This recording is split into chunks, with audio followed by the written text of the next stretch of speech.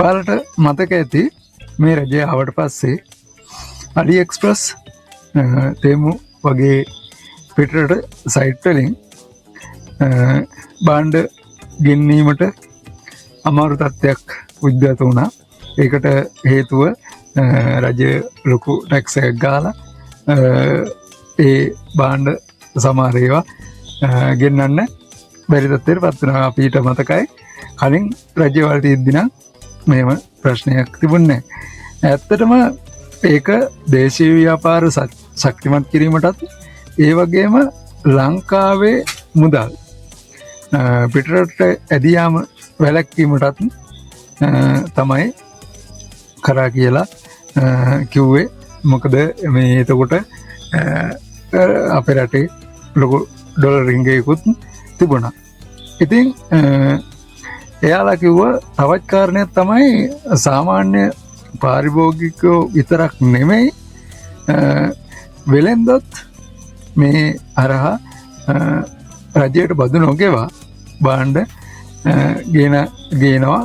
ඒක නිසා මේව කරන්න ඕනෑ කියලා.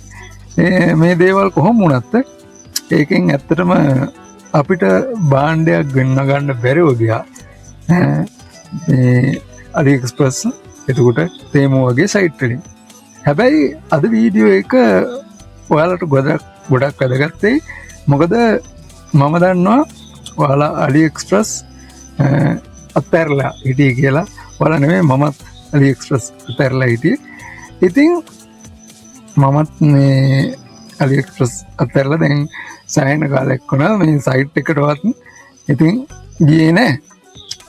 හැබැයි මේ ළඟදී මට මේ උමනාවක් වුණා මේ හැම්පර් එකක් හදද්දී ඒකට IC එකක් ඕන වුණා.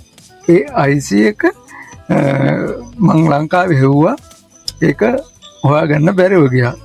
එතකොට ලංකාවේ තියෙන සයිට් මොනවාද දරස් ඒ වගේ බැලුවා.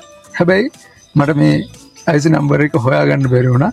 ඉතින් මේක ඇවිල්ලා මේ මගේ පාවිච්චියට අද ගන්න නිසා මට ඕන වුණා මේ ඒකට ඔරිජිනල් මේ එකක්. ඒ කියන්නේ හොඳම එකක් දාගන්න. ඒ කියන්නේ ඒ නම්බරේ මේකක් දාගන්න. ඒ කියන්නේ අපිට පුළුවන් දැන් ඔය IC එක ඒ කියන්නේ අපි හොයන නම්බර් එක නැත්නම් ඒකේ ඩේටා වලට සමාන වෙන IC එකක් රීප්ලේස් කරන්න පුළුවන්. හැබැයි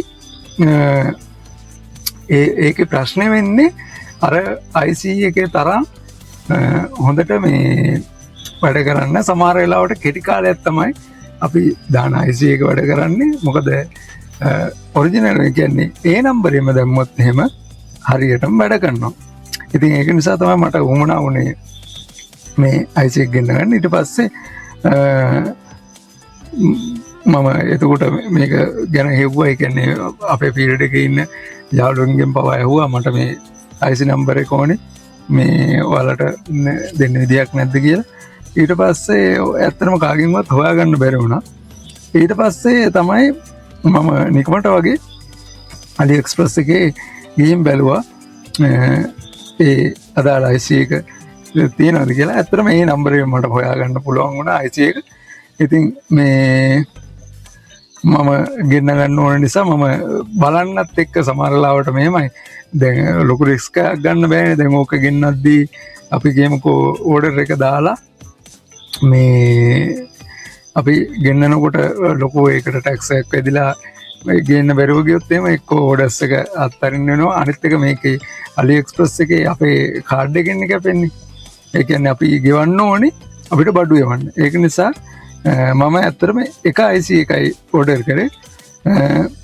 මම හිතුවා මේකටත් ලොකු ටැක්ස් එකක් මේ ලොකු shipping charge එකක් ඇඩ් වෙයි කියලා. ඉතින් ඇත්තටම එහෙම දෙයක් වුණේ නැහැ. මේ මගේ කොහොම හරි කාඩ් එකෙන් කැපිලා තිබුණේ රුපියල් ටෝටල් ඒ කියන්නේ රුපියල් 500 ගණනක් වගේ කැපිලා තිබුණේ. ඒ කියන්නේ shipping charge එකත් එක්කම. ඉතින් මේ මට මේ IC එක මට එකයි අවශ්‍ය වෙලා තිබුණේ. ඉතින් මම එක IC එකයි ගෙන්න ගත්තේ. ඔයාලා මේ දකින්න වීඩියෝ එකේ මේ ඒ ආපු පාර්සලේ ඉතින් මේ මට ඒක ගෙන්න ගන්න පුළුවන්කම හම්බුණා. ඉතින් අද තමයි මේක ඩිලිවරි වුණේ. ඉතින් ඒ ගැන තමයි මේ වීඩියෝ එක ගෙනාවේ. ඇත්තටම මේක මේ සාමාන්‍යයෙන් මේ අඩුයි කියන්නේ 500 ගණක් කියන සාමාන්‍ය මේ IC එකට කියන්නේ shipping charge එකත් එක්කනේ රටකින් ගෙන්නනකොට. ඉතින් මේ ඒ වගේ ගණක් ඉතින් එච්චර ගැටලුවකුත් නෙවෙයි. ඉතින් මට ඕන බාණ්ඩි ලැබුණා.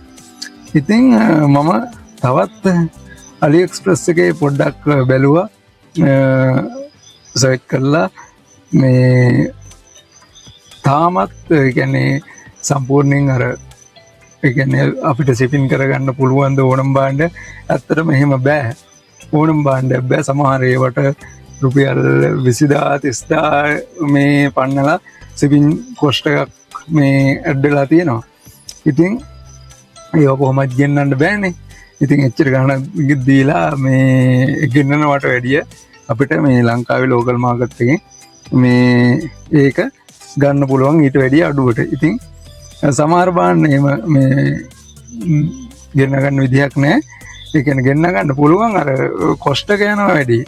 ප්‍රශ්න වෙලා තියෙන. ඉතින් මේ වගේ සමහර බාණ්ඩ නම් මේ shipping charge එක එච්චර යන්නේ නැහැ.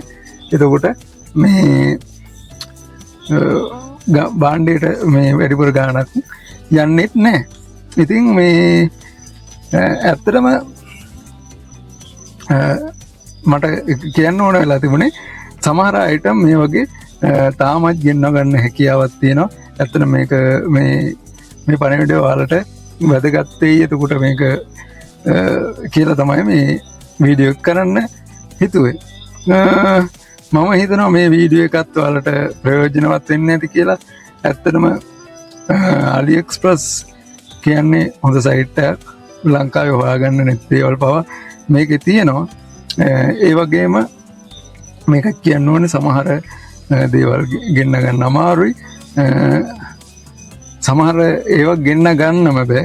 ඒ කියන්නේ එයාලා මේ ඩිලිවරි කරන්නේ නැහැ. ඒ කියන්නේ ඩිලිවරි කරන්න බෑ කියලා එහෙම මැසේජ් එකකුත් එනවා. සමහර ඒවාට ලොකු පොස්ට් එකකුත් එනවා. මම මීට කලින් වීඩියෝ එකක් කරා මේ ලංකාවේ තියෙන මේ වගේම හොඳ ආයතනයක් ගැන. ඉතින් ඔයාලා ඒ වීඩියෝ එක ඒ කියන්නේ ස්පොන්සර්ෂිප් එකක් නෙවෙයි. මේක මම බාණ්ඩයක් ගෙන්න ගත්ත එකක් තමයි මේ මම ඒකේ මේව කරේ. ඒකේ වීඩියෝ එක බැලුවේ නැත්නම් වීඩියෝ එක බලන්න. මම ඒකේ ලින්ක් එක දාන්න ෆස්ට් කමෙන්ට් එකේ හැරි. මම ඒ කියන්නේ මම පාවිච්චිට බඩු ගෙන්න ගත්ත තැනක්. ඉතින් ඔයාලට මේ වීඩියෝ එක වැදගත්. ඒක නිසා බැලුවේ නැත්නම් ඒක බලන්න. ඉතින් අද වීඩියෝ එක ගැන ඔයාලගේ අදහසක් කමෙන්ට් එකක් විදිහට දාන්න. වීඩියෝ එක හොඳයි නම් ලයික් එකක් දාන්න. යාළුවන්ට බලන්න ෂෙයා කරන්න. මේ වගේ ප්‍රයෝජනවත් වීඩියෝ දාපු ගමන් බලන්න. මේ channel එක subscribe කරලා notification all දාලා තියාගන්න. ඉතින් අද වීඩියෝ එක බැලුවට ගොඩක් ස්තුතියි. ගිහින් එන්න. අපි තවත් අලුත් වීඩියෝ එකකින් හමු වෙමු. ඔයාලා හැමෝටම ජය වේවා.